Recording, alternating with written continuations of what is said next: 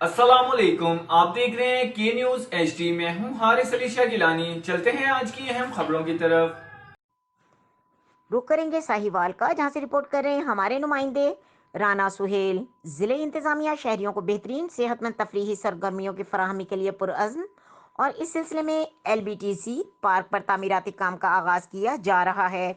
اور بعد deputy commissioner محمد ملک نے ستارہ پیٹرولیم اینڈ گو پیٹرولیم کے ساتھ مفاہمتی یادداشت پر دستخط کی تقریب کے دوران بتائی، جس کے تحت شہر کا انٹری گیٹ تعمیر کیا جائے گا، جو خطے کی تہذیبی ورثہ کو بھی اجاگر کرے گا۔ انہوں نے بتایا کہ میونسپل کارپوریشن کا عملہ جگہ کی لیوننگ مکمل کر کے تعمیراتی جلد شروع کر دے گا۔ انہوں نے مزید بتایا کہ شہر کے داخلی راستوں کو بھی خوبصورت بنایا جائے گا تاکہ ساہیوال سے گزرنے والے افراد کو شہر کا مثبت تاثر دیا جا سکے۔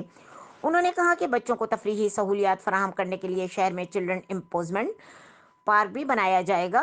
انہوں نے بتایا کہ Sahiwal bypass Lahore site پر 4 کروڑ روپے کی لاگت سے خوبصورت گیٹ تعمیر کیا جائے گا، جو کہ خطے کی تہذیبی وراثت کو نمایاں کرے گا۔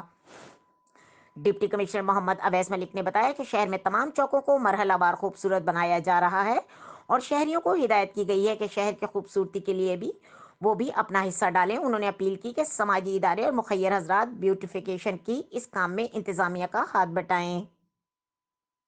مزید خبروں اور اپڈیٹس کے لیے ہمارے ساتھ رہیے گا۔ تب تک کے لیے اپنا خیال رکھیے گا۔ اللہ حافظ۔